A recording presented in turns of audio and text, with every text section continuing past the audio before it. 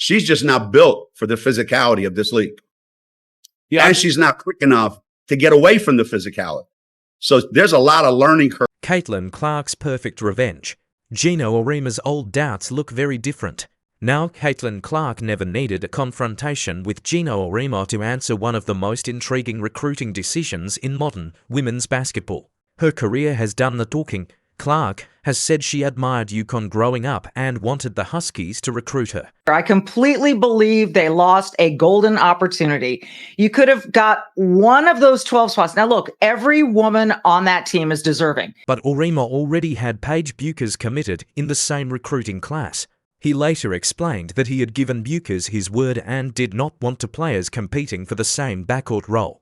UConn's staff contacted Clark's AU coach, but the direct connection Clark hoped for never happened. Instead, Clark chose Iowa and changed the program forever. At Iowa, Clark became the NCAA's all-time leading scorer. So on behalf of the Atlanta Tip-Off Club, it is my honor to present the Jersey Mike's Naismith Women's Player of the Year Award to Paige Bueckers of the University of Connecticut. Congratulations, Paige. Won National Player of the Year honors and led the Hawkeyes to consecutive national championship games. The decision became even more symbolic when Iowa faced UConn in the 2020 Final Four. Clark and Bueckers were finally on opposite sides of the court, and Iowa escaped with a 71-69 victory. Then came the WNBA. In June 2024, Auriemma appeared on the Dan Patrick Show and questioned whether Clark was ready for the professional game's physicality. He argued that the expectations around her had created an unrealistic situation and warned that the rookie would face a difficult adjustment. Clark's response was not a speech. It was her rookie season. She won WNBA Rookie of the Year and first-team All-WNBA honors and finished fourth in MVP voting.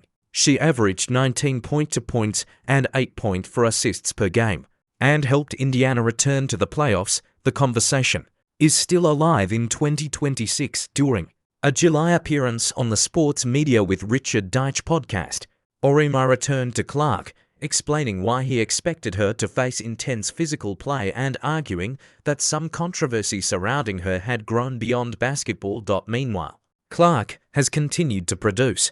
The WNBA selected her as a 2026 All-Star starter, giving her 3 consecutive All-Star appearances. At the time of the announcement, she was averaging a career-best 21.2 points and 8.2 assists. She had also reached 1,000 points, 250 rebounds and 250 assists in just 54 career games, faster than any player in WNBA history. In July, Clark was also named Eastern Conference Player of the Week after averaging 25.0 points, 2.3 rebounds, and 7.7 assists. That makes the UConn decision more complicated than a simple Auriemma missed on Clark's story. Choosing Bueckers was a defensible basketball decision. Bueckers became a national champion and a No.1 WNBA draft pick, but Clark built a different legacy. She went to a program without UConn's championship history, became the NCAA's scoring leader, reached 2 straight national championship games, and then entered the WNBA as an immediate star. So the perfect revenge is not humiliation or a personal feud. There was no dramatic Clark-Auriemma confrontation. There did not need to be. The scoreboard, the awards, and the record book provided the answer. Auriemma passed on the chance to coach Caitlin Clark. Years later, he is still being asked about her impact. Clark keeps playing, producing, and letting the results speak for themselves.